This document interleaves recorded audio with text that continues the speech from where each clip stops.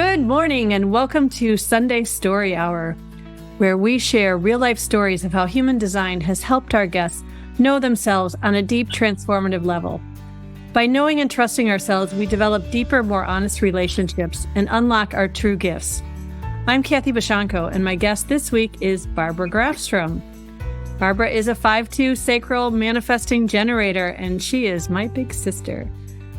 Some of you might remember that Barbara was my very first Sunday Story Hour guest, and we just left so many things untalked about and have been talking about so many cool things since that we are back for round 2. And so, good morning, Barbara. Or good evening, right? Barbara's in Thailand. It's 9 o'clock at night there. It probably feels almost like morning to you. Morning. Good morning. Yeah. I think for what I was saying. I'm just so used to this saying this good morning stuff that I realized after I talked to Kim Gould, who I talked to at 6 o'clock at night, my time, I said good morning and welcome to Sunday Story Hour, but it was morning her time, so it worked out there. So it's morning somewhere, right? Absolutely, all the time. Right? Kind of like it's 5 o'clock somewhere, it's morning somewhere. Right? So I just want to take a minute and let folks who maybe did not, because I'm sure most people, or I shouldn't say most people, but a lot of people did not see our first conversation. So I want to remind people that you are the person who introduced me to human design. And we had very different paths in our human design journey and continue to have very different paths in life, just in general. But I think we would both agree that human design has been an important part of our journey. I'm always very cautious of speaking for anyone, especially you. So I was, we've been talking about, how we both felt called to have another conversation, and what it was that was calling us both so deeply. And I think that for me, the reason I wanted to do this now is because, we're at this precipice. It's a new year, and it's funny that the Gregorian calendar starts on the 1st. The human design calendar started on the 22nd. Now I was just hearing something about the lunar calendar starts February something. I think the Chinese calendar is just about started. Has it started yet? Do you know? And then we've got the astrological calendar starts in March. But we're either like just wrapping some stuff up or beginning some new stuff. And it feels to me like this time of really evaluating what are we doing individually, each of us. What are we doing that's working? What are we doing that's not working? And you've been such a huge part of my process over the last few years that I thought it would be really good if we talked about some of those things.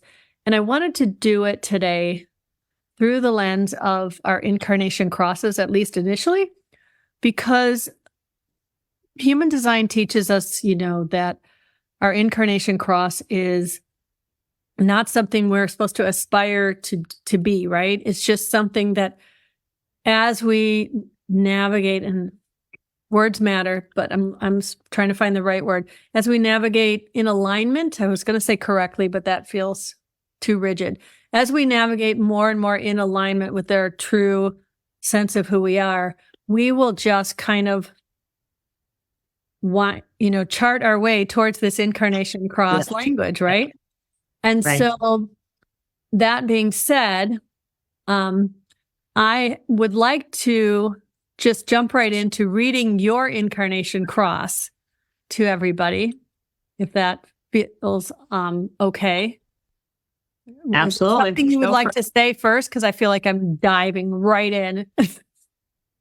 No, I think you're doing great. I agree with everything that you're saying. We're at such a point of rapid change right now. And I mean, I feel it in my life, and you feel it in your life. And so, yeah, I feel like it's really a great time for exploring things. I just feel like all these things keep coming up, and it's like, oh, we're having, like you said, all these great discussions, exploring things. And I had one of those with my oldest daughter today, a really, really great discussion that wasn't planned, but it just happened, about her life and how she wants to paint it. So, Right. Okay. Well, I'd love to hear about that if it feels appropriate later. But okay, so your cross in traditional human design. So both Barbara and I are left angle crosses. And so that means we're here to really impact strangers and other people to a large degree. So hopefully we're going to impact somebody with this conversation today. So if it's supposed to be. So the traditional human design cross name for your cross is the left angle cross of dedication. And in quantum human design language, Karen Curry Parker calls it the left angle cross of transmission.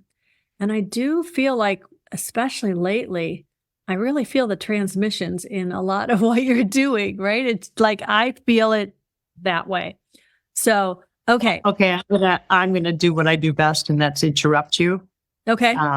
Because it just occurred to me that word transmission, and I use a lot of different sources of information and philosophies and ways of thinking. So in soul teachings, my soul role is that of a sage. I am here to deliver messages. Mhm. Okay. Transmission, so that feels very appropriate there. Right. In the harmonics of my name, there are a lot of things. So this is where, we can begin the discussion saying there's so much wisdom that crosses between different schools of thought. And Right. if you begin to look at them and you see where they connect, and it's like, yes, transmission. I can see that across all the different tools that I like to use. Right. And that just everything you said goes right into what the quantum description is: to lead, teach, and inspire others through your devotion and passion, to be a role model for dedication and commitment to a passionate cause, to share new ideas, insights, understandings, and ways of thinking to shift what people believe is possible and rethink old, outdated ideas that no longer fit, to teach and transmit new knowledge that promises to transform and evolve new potentials, to be dedicated to changing the world by changing personal and collective perceptions about what is possible. And that really just felt like everything we said we wanted to do today. So that was really interesting. And so then just before we got on, the other thing I did was I went back and again read my incarnation cross. And I don't think I said at the beginning, for those of you who are newer to human design, or maybe you just found this because you like Barbara and you don't even know human design, but the incarnation cross are the 4 strongest energies in our human design.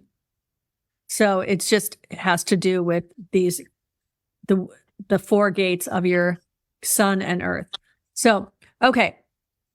And some people say it's your purpose. Other people say it's your potential. There's a lot of different theories on what it is, but it's important stuff. Mine is in traditional human design called the left angle cross of uncertainty. And at first, for years, I was always like, what the heck does that even mean, right? The quantum human design incarnation cross is left angle cross of abundance. So the quantum description is to lead, teach, and inspire people by creating a foundation for living a relentlessly authentic life. To cultivate the faith and trust that your unique contribution to the world is vital and worthy of support. To have faith in your own value and to relentlessly pursue the expression of your authentic self to the degree to which you trust without a doubt that you are fully supported. To show people how to be authentic without compromise.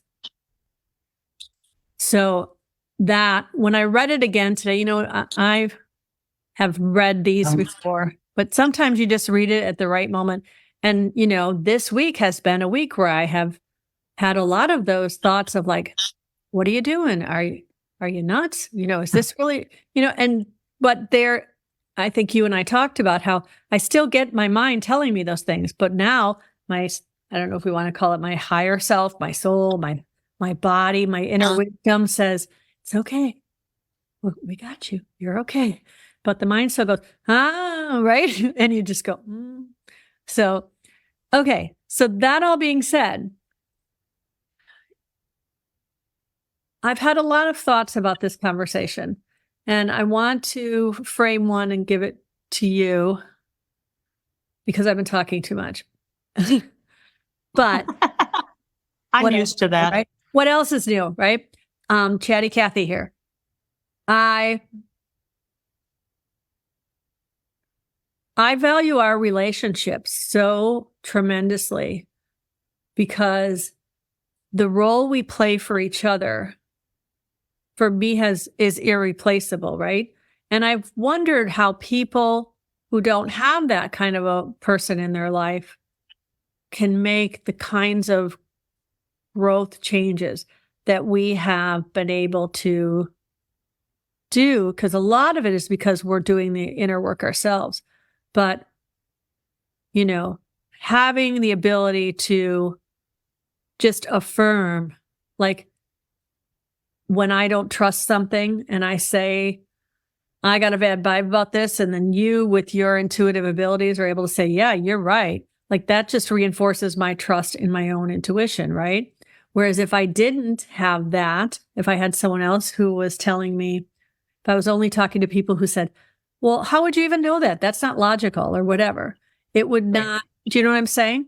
And so I've been thinking over the last 24 or 48 hours really about what we want to talk about. And I've been thinking about the value of that connection, not just from a sense of, publicly telling you how much I love and appreciate you, but from a standpoint of, and I don't mean to put words in your mouth, but I feel like that, there have been times where, similar things have happened the other way around, right? Where you're like, right? Like the other day when you're like, I need a sacral session. Just hammer me with sacral questions because I just don't know right now. And Cathy does this amazing job with the sacral, that's my authority. And there's so much energy right now. There's just huge energies. We are being pummeled from every direction, from cosmic energies and solar flares and Schumann resonance that's shooting up here. I mean, we're just going through a lot. And I found myself in not a great place the other day. And, I'm not real patient with myself when I'm not in the place I want to be.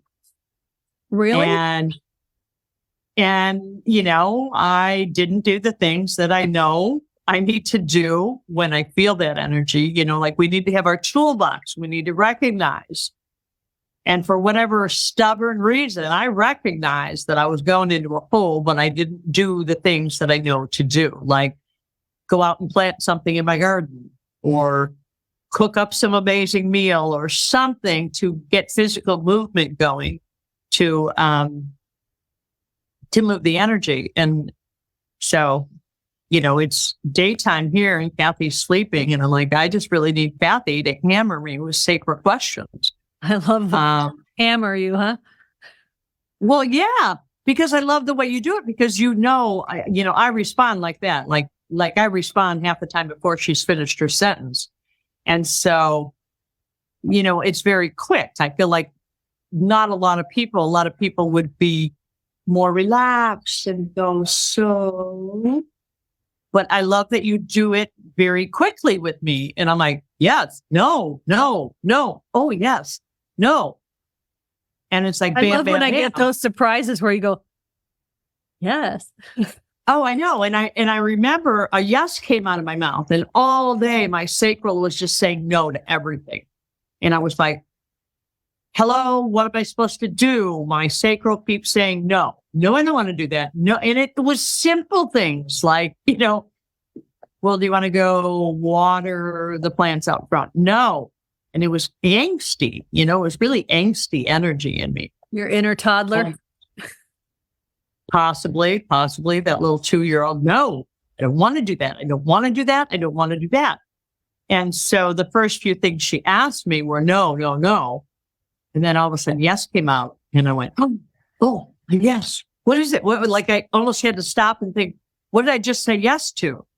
And that was the pivotal point where all of a sudden the whole conversation shifted. My energy shifted.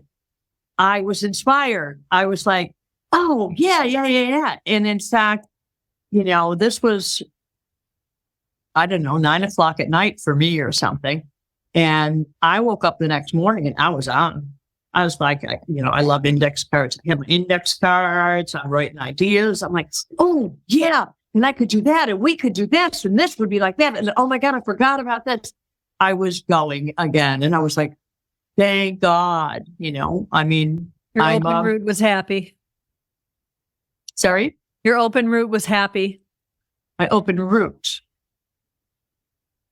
The pressure to do things is always on, whether or not as you become more and more aligned, that sometimes the timing is not right, but that does not change that your open route and your open head are always telling you there are questions to be answered, things to be done. What should I do? What should I do? What should I do? And as you're in alignment, and that you have to wait for right timing, you're still waiting, but that doesn't mean the pressure is not there. And that pressure just builds and builds and builds. And that's when you call me and you say, hammer me. No, it's funny because I was just thinking, my husband, who was a projector, he would want to do something. And I'd say, but I have to do this and this and this and this and this because I already, I had my trajectory going. Mm-hmm. And we all know that it's dangerous to interrupt the trajectory of a manifestor or a manifesting generator because we're just like, no, I had the next 52 steps lined up, but he would want me to do something. I'd say, I have all these things to do. And he says, there are always going to be things to do. They'll still be there tomorrow. But I think that was my open route that was just like, but I got to get these things done. And he was like, no, come on, let's go do this. It'll still be there tomorrow. All these same things will still be there tomorrow. There's always things to do. Anyway, that was getting off of track. And we do that well. But honestly, some of our coolest stuff happens when we get off track. It does. Okay. So, but getting back on track. I wanted to ask you, going back to what I read in your Incarnation Cross, to inspire others through your devotion and passion, and this whole idea of you teaching and transmitting new knowledge that promises to transform and evolve, that whole message that we read earlier,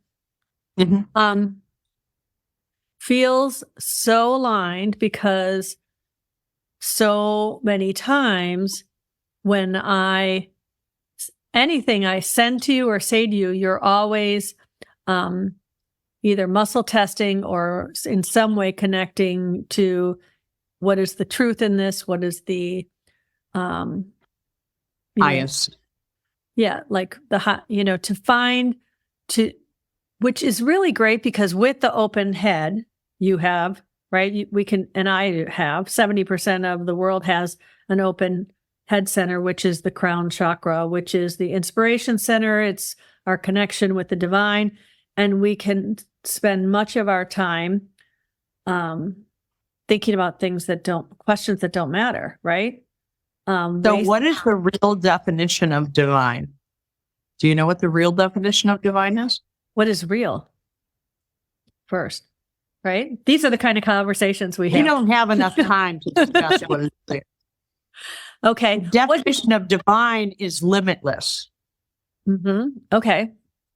So I think a lot of us were probably raised with the idea divine meant something like godly or, something beyond us. But we are divine beings, which by those very words means we are limitless. And I went to that because you're talking about the crown chakra, the open head and crown chakra, which is our connection to the divine, which is our limitless power. Right. So you're talking about, what, I don't know if you've actually asked the question or I'm anticipating it, but so my passion is to help people understand that they are limitless. People are so powerful. And, in the work that I do, the one thing no one ever says to me is, I'd like to clear blocks around embracing my power. Nobody ever says that. And that is probably the most important thing. I think I said that. You may have, but you're unique. After a lot of other work. Right, yeah. I'm the one that will generally suggest it. Usually we've got some things to clear in the beginning, some traumas and things that are, really right there in their face. But this idea of embracing their power, and it's really amazing and kind of scary the way people react to that word or that phrase, their power.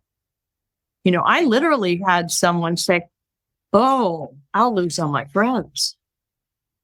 I'm like, what you don't understand is that by embracing your power, your true, authentic self, you will have real relationships. People will appreciate that you're being authentic and you're being real and you're not holding back. It's when you're, calculating in your mind, well, can I say this thing to them? Can I do this?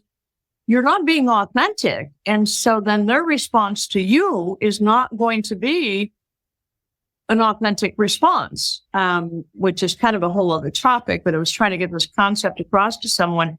They were upset about a situation and how someone had responded to them. And I said, well, you weren't authentic with them. You didn't tell them all the information.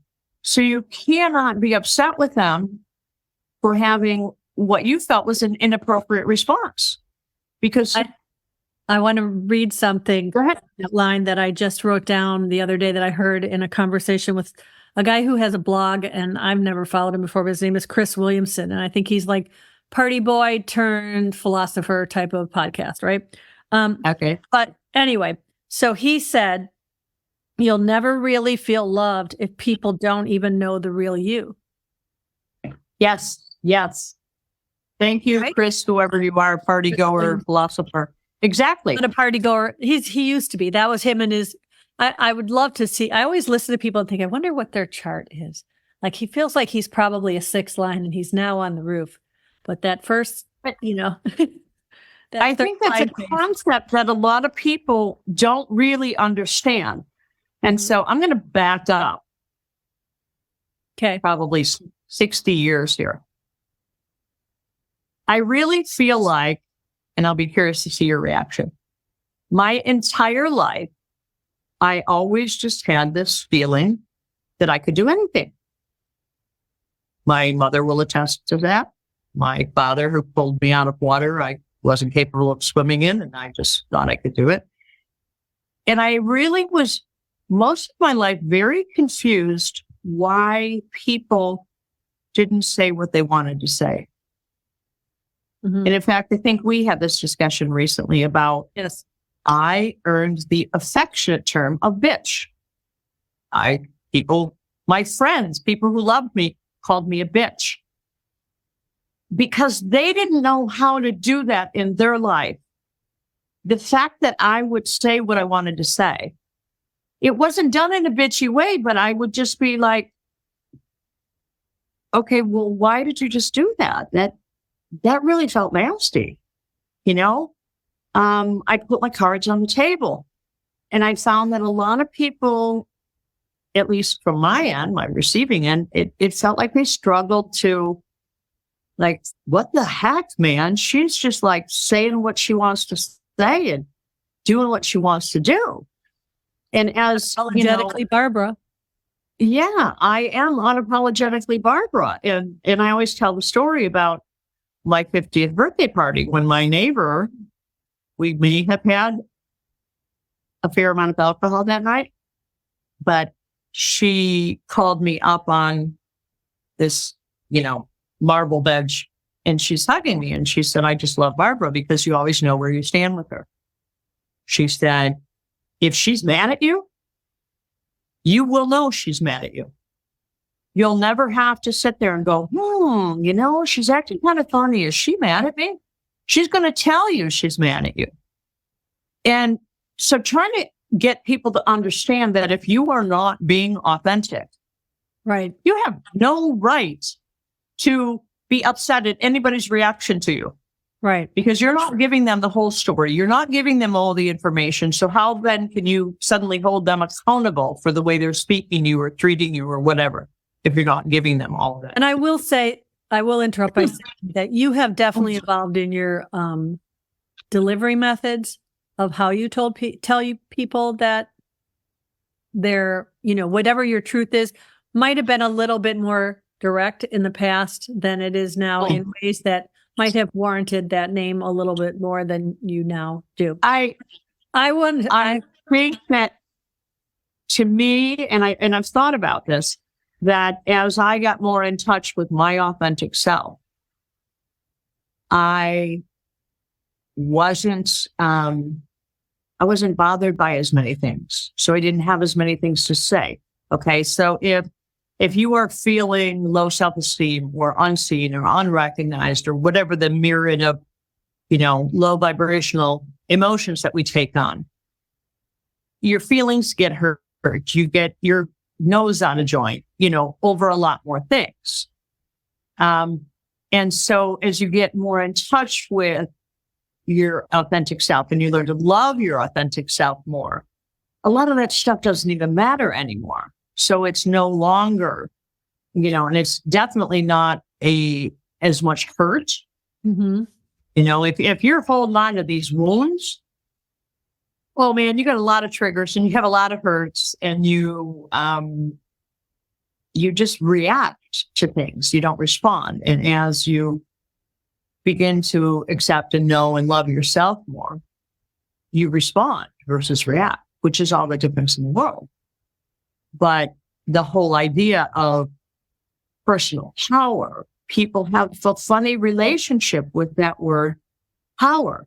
They think it's big and bad and ugly and pushy and mean and overbearing and all kinds of things. But so power is the most beautiful thing. Why do you think people are afraid of that word or that combination of words, personal power?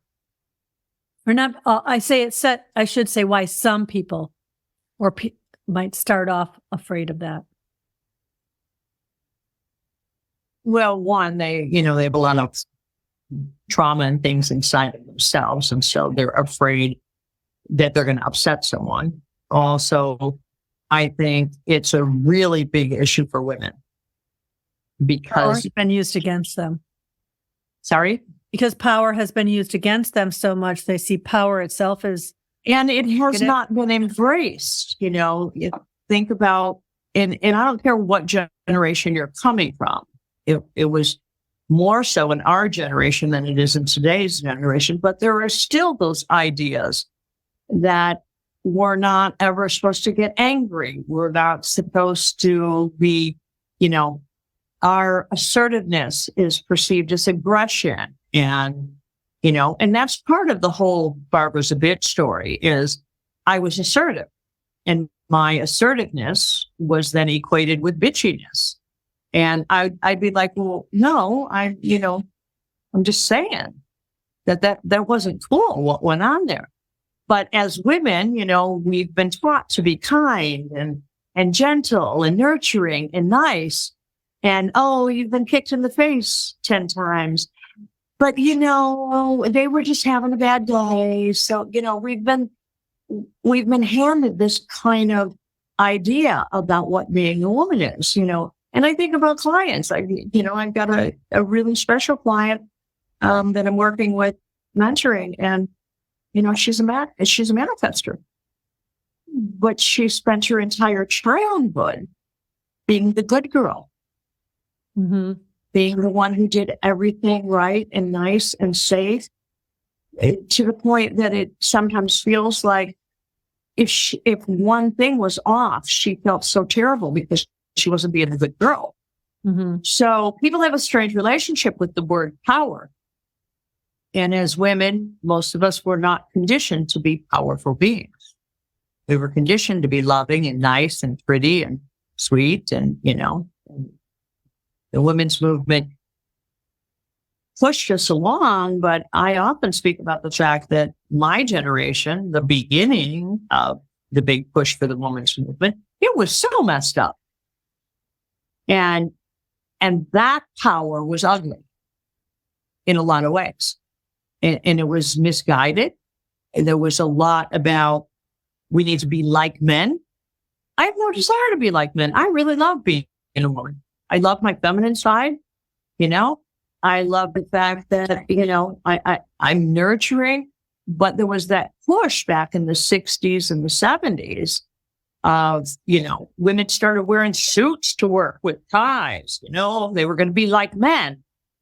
But wait, let me stop you there, because I don't know that, there's only 4 years difference between us, but is it that women were being pushed to be like men, or is it that women were being told you can be however you want?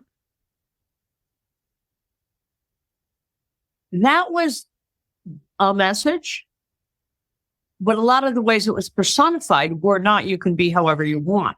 It actually became, okay, you still have to be a woman, whatever. Right, whatever. The bacon, fry it up in a pan and never. Yes, exactly. That man. Commercial. Right? Yeah. Remember? Right. So I can be sexy and mothering and nurturing and the cook and the cleaner and the baby diaper changer and be making all this money. It was an impossible ideal for us.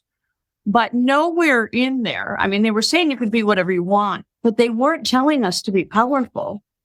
They were saying, still take care of the house and the babies and make sure you're available to have sex with the men and all these things, but go make some money too. Right. And then you had some exhausting. That didn't feel powerful. It felt like pressure and felt exhausting. Right. And still in the workplace, we were not given that position of power. We were still, so far behind. I just heard something recently that talked about, and maybe you told me, about women's earning power growing faster than men right now. Yeah. Yes. Women in their 20s are actually earning more than men in the same, it's college. I believe it was a very specific niche, like women, college graduates in their 20s.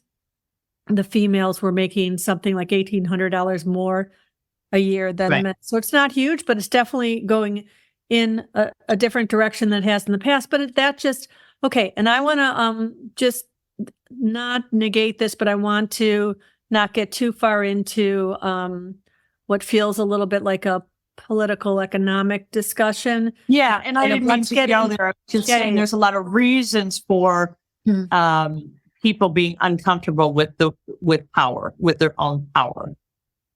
But the most powerful things are some of the softest things in the world. And in the Facebook comments, it's funny because actually Nancy was in my brain, or I was in hers. I've got the open ajna. And she said, power gets confused with force, right? As I was thinking, it's like that whole thing we talk about, power versus force. And she said, power gets confused with force. I'm learning our power button is the creative force, and then we are limitless.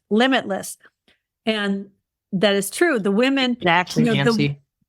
And that is, the sacral chakra, in traditional Hindu stuff, that's what the creative energy is in the sacral and solar plexus, right? So that energy is very feminine energy. Okay, but I'm sorry, and I have to stop you because you can't just drop that on me, and I'm not going to say this. You know where I'm going. David Hawkins, Power versus Force. Mm-hmm. If you haven't read the book, read the book. Okay, and it's the whole idea that when we're at a low vibration and when we're at a lower consciousness, everything in life is forced. We are living in fear. Everything is stress and it's forced. And when we get in touch with ourselves and we begin to lift our consciousness, we find flow. And then we have power. So force is very misaligned, inauthentic, lower consciousness energy. Higher consciousness, aligned energy is power. That's where our power comes from. So yes, you could look at that low consciousness level, and those people are living in fear and they're scared and they're in survival mode. And they may think of power as like, I'm going to push my way through this and I'm going to demand this and I'm going to do this. And it's a very forceful kind of power. But when you are in your flow, it's a very divine, powerful energy. David Hawkins, Power versus Force. It's an old book, but it's well worth the read if you haven't read it. Yeah. And that's interesting too, because the whole way you were saying that, I was thinking about how many, I think the term a lot of people use now are soulpreneur. It's like entrepreneurs, but soulful, like these spiritual. Soulpreneurs, yeah. Soulpreneurs. Yeah. Like my mouth wouldn't make the word. But they're out there, a lot of them saying, follow your inner guidance and all these things, but then they're still using these 3D world marketing strategies that say somebody else's program. Right. This is how this is how you do it. And this is how you get people to buy your thing. And I'm not saying that we don't need to make money. We need to make money. I would like some money to make money. If I love money. Send me money. Love money. Yes, you can send me money. I want to be appreciated, and an energy exchange is always a nice thing. But to say that I am going to strategize what I'm doing, and you and I had a really interesting conversation about motivation. Why am I doing this? Mm-hmm. And we are both second lines, right? So we're both really meant to just do our stuff, right? What comes natural, right? What comes natural for us. And as soon as we start manipulating that or twisting that and doing something that's for, okay, well, how can I do this? So then all of a sudden we drop into this, and sometimes you got to do it because you just got to get some money to pay a bill, right? I mean, I get it. But in general, whenever we drop into this idea of strategizing, then we're in this like just mediocrity again. We're not using our natural gifts and the things that are really making us magnetic and drawing people to us, right? So you're a role model. You're a sixth line off the roof. You're a role model. I'm a heretic. It's like my weirdness attracts the right people. You're a genius. Not that I think heretics are weird, but a lot of people think heretics are weird. Well, you're not only a heretic, but you're also a heretic is the fifth line profile. But you have that 4323 channel, which is the genius to freak channel, which is either a genius or a freak, depending on who's listening, right? And I love that channel. That channel feels so near and dear to me. Mm-hmm. So many people I love with that channel. I think I sometimes struggled with that when I was younger, because I was just like, why are they acting like I'm a freak? I'm just, like I'm just talking about this amazing concept or idea or whatever. And now I'm just like, yeah, bring it on. Genius to freak, man. You think I'm a freak? Yeah, it's fine. See ya. So now I really love it. I didn't struggle that much with it, but I have reached a point where I fully and totally understand I'm not for everybody. Right. I'm not for everybody. So I want to back up just a minute if I'm not cutting off something. Go ahead. Important. So this idea of transmitting knowledge, I've really been spending a lot of time thinking about, you have these amazing gifts. For those who don't know, Barbara is highly intuitive, and she, it's kind of funny because oftentimes somebody will ask her something and her mind will say, well, I don't do that. And then her inner knowing says, you can, and she does, right? So Barbara just does stuff. And there was a time where I don't know, I don't want to say that I was jealous, but that I held it over here as something like to be, like on a pedestal and, like, look at what she can do. Right. And then I would try to do certain things that you were doing and it didn't work the way it did for you. So then I would say, oh, well, that's not my thing. And what I have been doing now probably in the last year, I would say, really coming into this idea of, yeah, but she's already doing that. What can I do that? And so I've started to find my own gifts with guidance from you in a lot of ways, but also with my trust. My word this year is trust, right?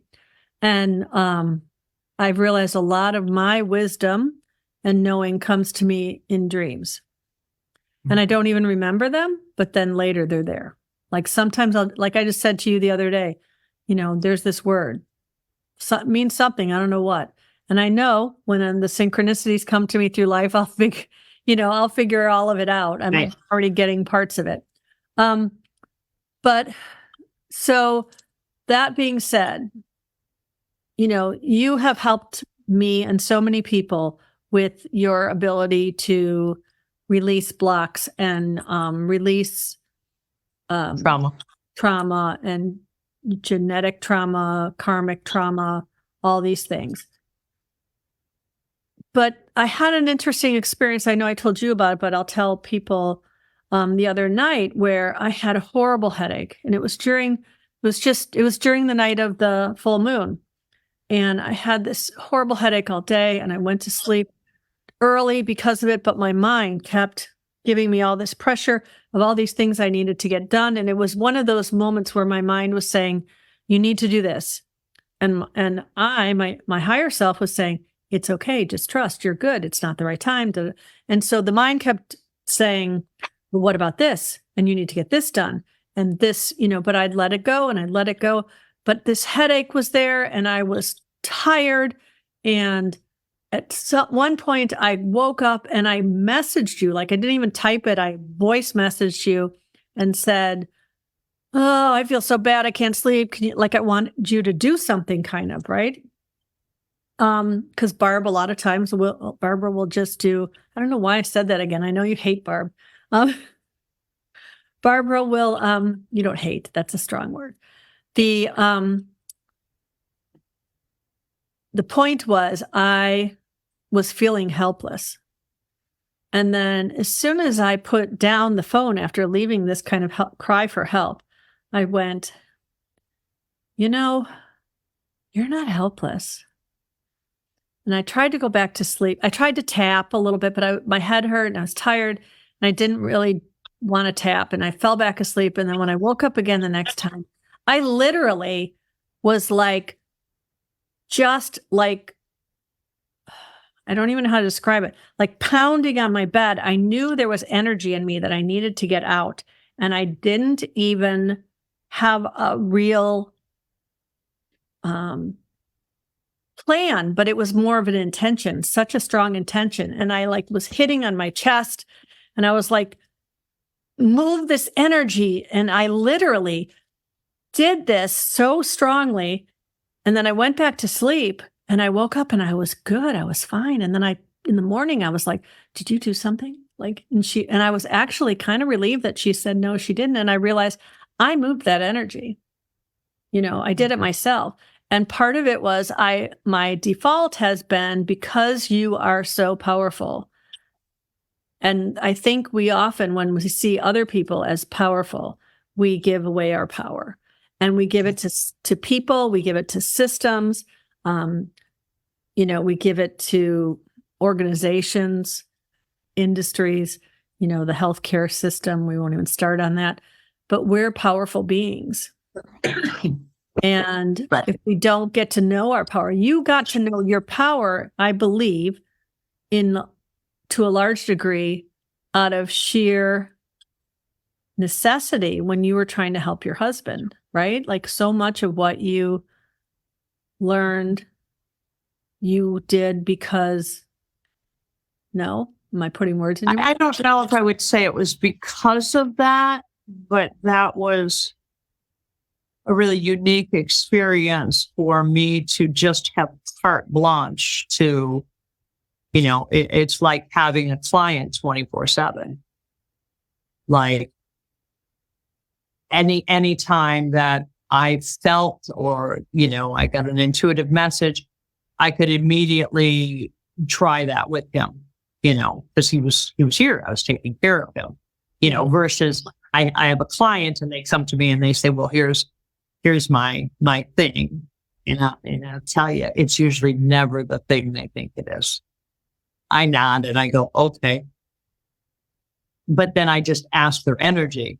Okay, so what's creating this situation? And really overwhelmingly, it's never, because we have all these silly conditioned ideas. And so sometimes I get impatient. I was working with someone the other day and it was actually in person, which is a rarity for me, but she's a friend. And I was just like, because I wanted to get started. And she was telling me what she thought. And, I think that this, and the energy is just like, at this point, just like throbbing in my head going, no, no, no. I knew that it had karmic roots, So what she was saying wasn't untrue. But, and I'm going to veer here, because I think it's important that people don't understand that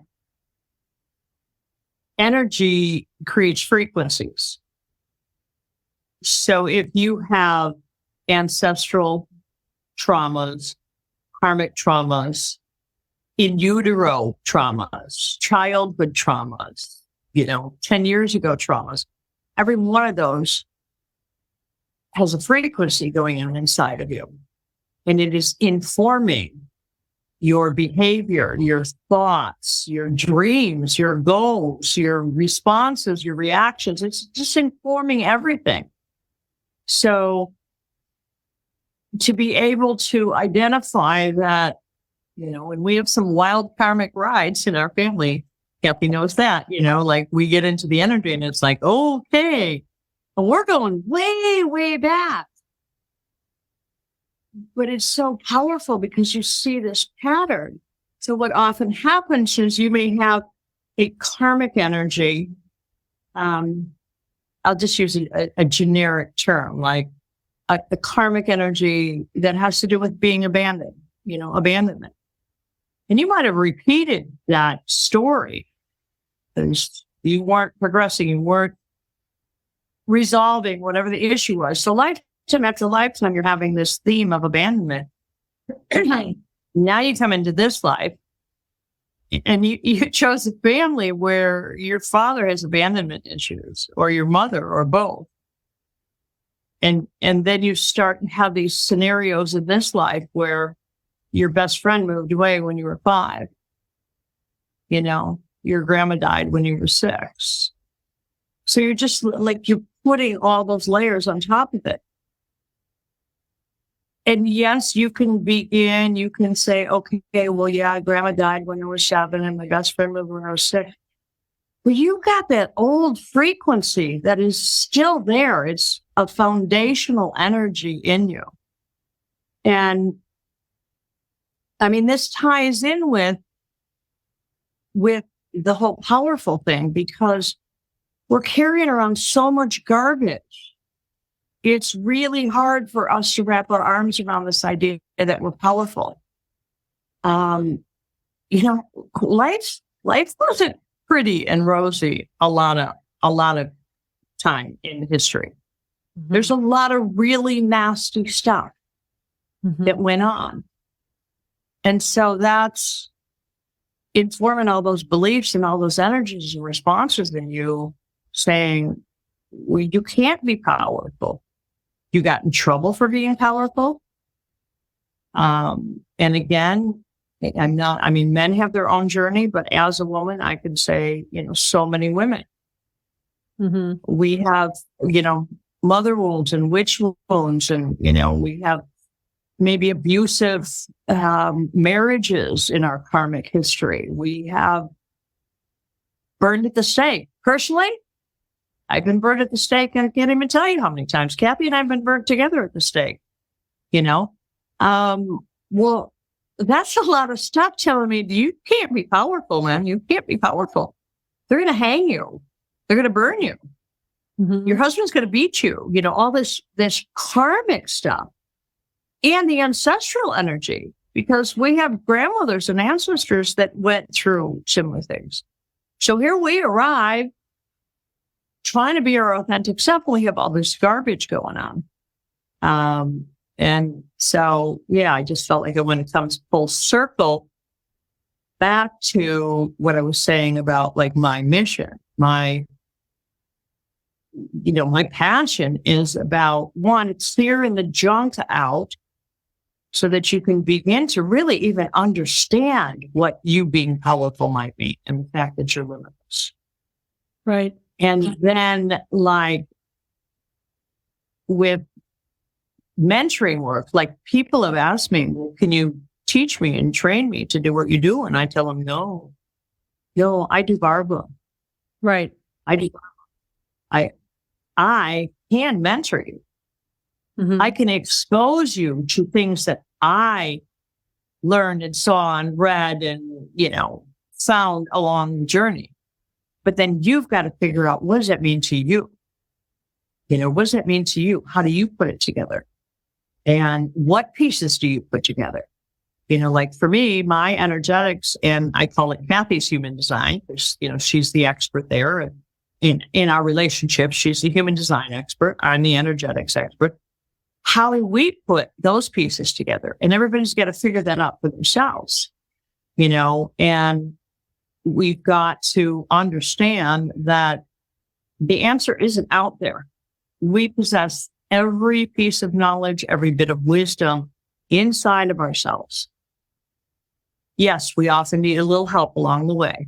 We need help to clear out the garbage, to open our eyes, to help us understand concepts that maybe we haven't been exposed to decondition, to get rid of negative core beliefs, all those things. But I'm a real firm believer in each person has their own unique way. And if you want to watch me wrinkle my face, show me these, the 10 best ways to do anything. Get Instagram followers, or, right. Generate leads, and I'm just like, no, that's your program, honey. That is your program. And I'm not saying that you can't make money or have success following somebody else's program, but you will never truly be in your flow and reach what I'll say your soul wants to reach if you're doing somebody else's program. That's why human design and your unique nature in the body graph is so cool, because it's saying everybody's unique. And that's a lot of the message that I give to people. And I can talk about human design. I don't teach human design. I just like kind of throw things out. I'm like, well, of course, I, said to a woman the other day, I said, well, you're a 2/5 and you've got the Genius to Great channel. So social media, that might be a challenge for you. Or it might be a challenge for some of the people who aren't for you. Like if you're going to do it, you got to do it as you, because that's pretty, that right. People are going to project on it, even if you're doing somebody else. So you might as well be you and get the right people. But yeah, and she was saying that in real life, she knows that she kind of has this magnet. People are drawn to her, but she's just like on social media. And I said, that can be a challenge, because on social media, you're putting yourself out to all these people. And one, I think as a second line natural and a fifth line heretic, it's really hard to just like, well, let me plan and schedule, It's like Kathy and I going into this talk. It's like, what are we going to talk about? I don't know. Whatever comes up, you'll ask me something, I'll respond, Right. And I'll say something, you'll respond to that. We're naturals. Right. So I was just telling her, we weren't working on human design, but I occasionally do get my clients design information. Usually if I've worked with them for a while, then I'm like, yeah, you want to give me your birth information? Because I'm already feeling something, like, let's just feel like a first line, all this needing this really strong foundation of information. So stuff comes through that way. But anyway, yeah. I wanted the uniqueness of it.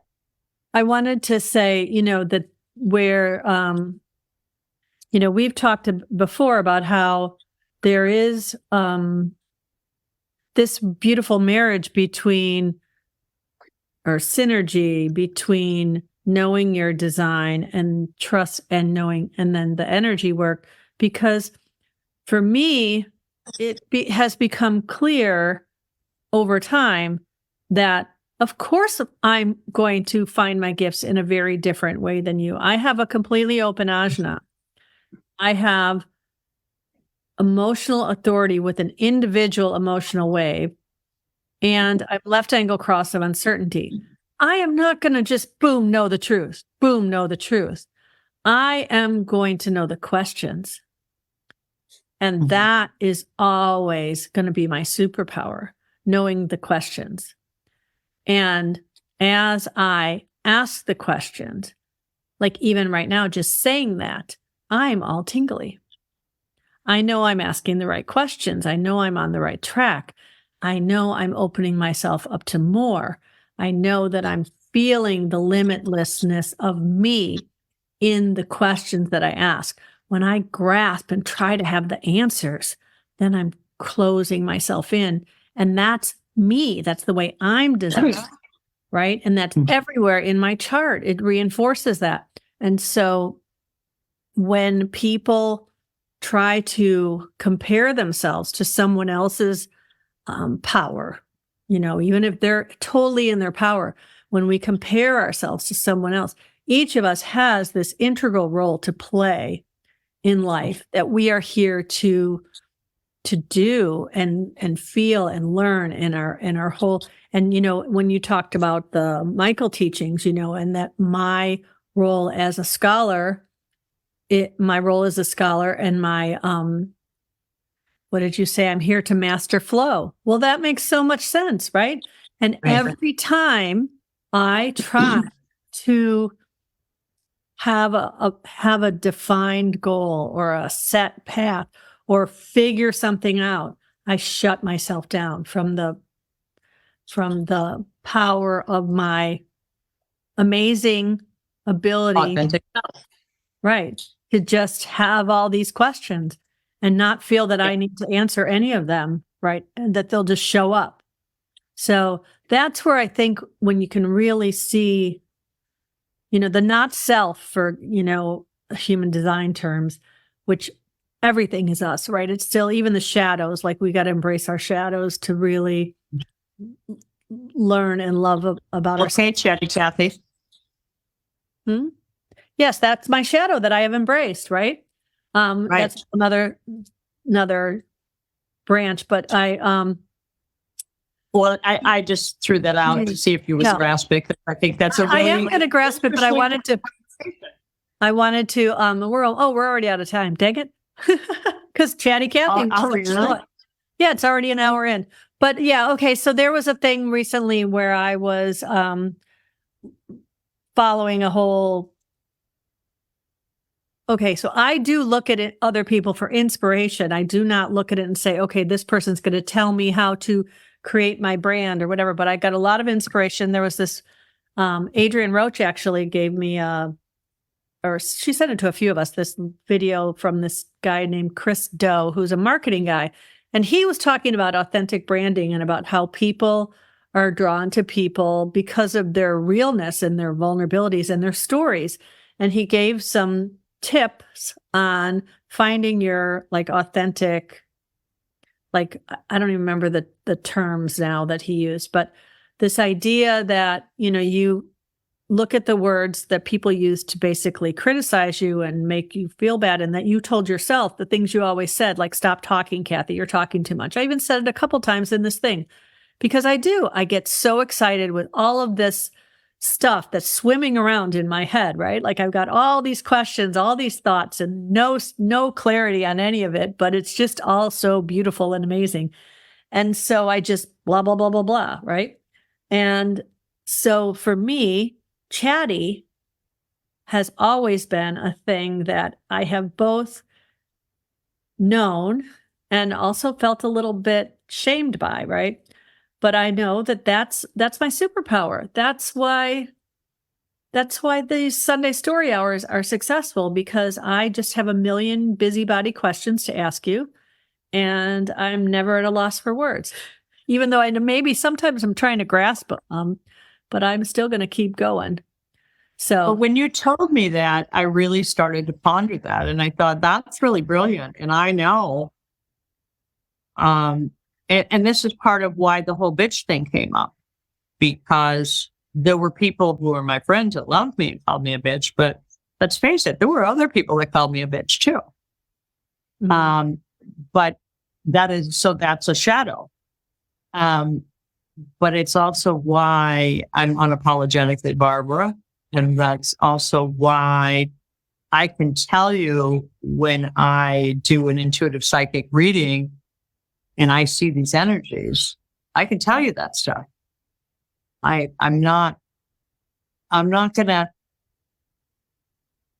very compassionate about the delivery, but I'm not going to tell you the hard stuff. I'm not going to not tell you the hard stuff.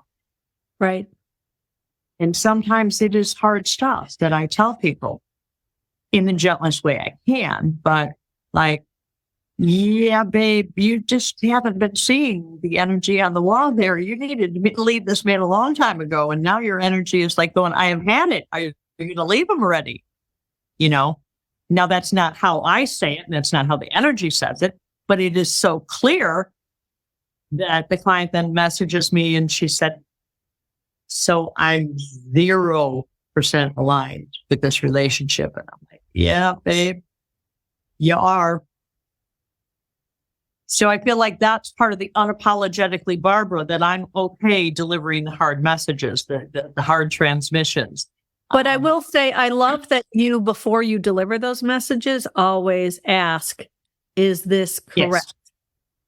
Right. Is it for their highest good? For me to tell them. So sometimes it's difficult, but sometimes I sit on, I deliver the energy, but, and then I hold my breath. Like, are they, they're seeing the report. Are they understanding what that's saying to them? And sometimes they don't, and I've had clients that a year later, all of a sudden they're like, oh my God, I completely blocked that out. I was sexually abused when I was 12 years old. And I've been able to see that in the energy, many, many times. But I couldn't tell her that until she was ready to come to it. So yes, there's a lot of discerning there. So I'm going to just preface this by saying, I realize we're already over an hour in, and Barbara and I have a really hard time having conversations that aren't 4 hours long. I want to just end with one thought, though, that from me, and then you can respond to it. And it's this idea that we have to meet people where they are, and that people are, I was just listening to something that was talking about these 4 levels of consciousness. And there's the level where you're still in the life happens to me.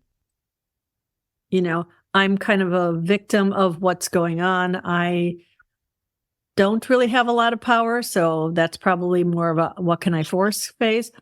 And then there's the second level where people are starting to realize how they impact their own reality with their thoughts, and they can do the work on themselves. And that's where people really start to make an effort to, how can I what can I do? That's the self-help area, and the affirmations, and the let me listen to things like Abraham Hicks and know that my thoughts create my reality. And then as you get into the third and fourth level, which I'm not going to go into all the details, but by the fourth level, you basically realize that you're limitless, right? That you're magic.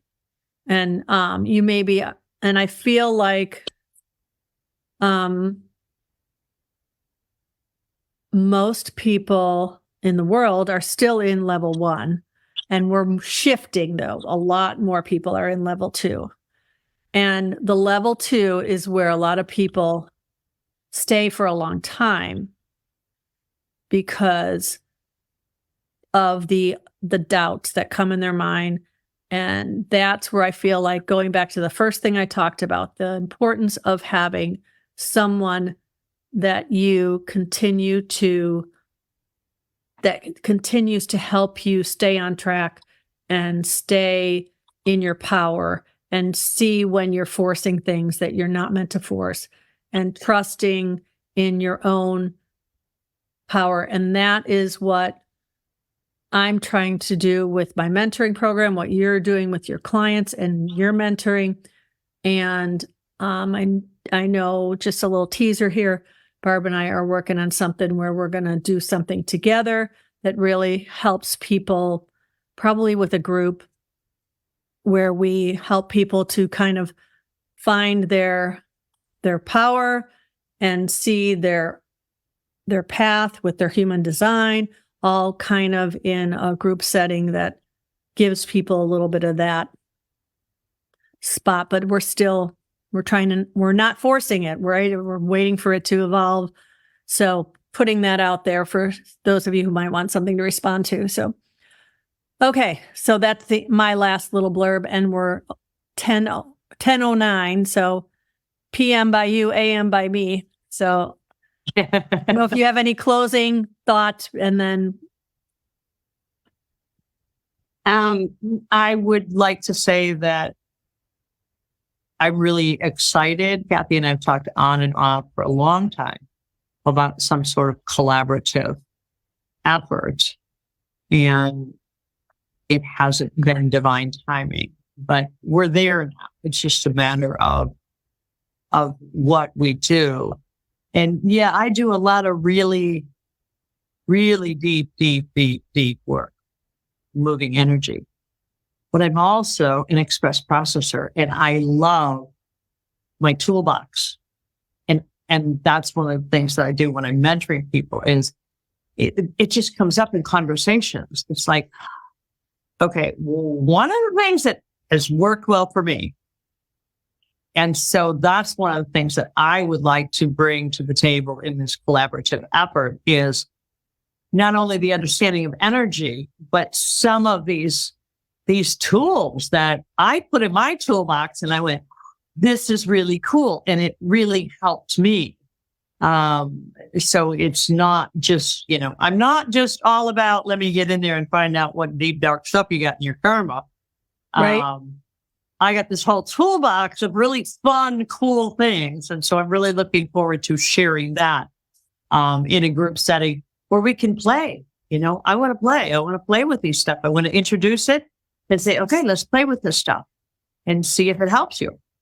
Anyway, Kathy's hitting the buzzer and going, we have to stop. So I guess we have to stop. I'm trying to respect people's time, and I know. So, and it's getting late, right? I don't want you to turn into a pumpkin. So thank you, Barbara. And thanks to everybody who's joined us here live or in the replays or later on YouTube. So Barbara, how can people best connect with you? Just DM me. I have Facebook and I have Instagram for Unapologetically Barbara.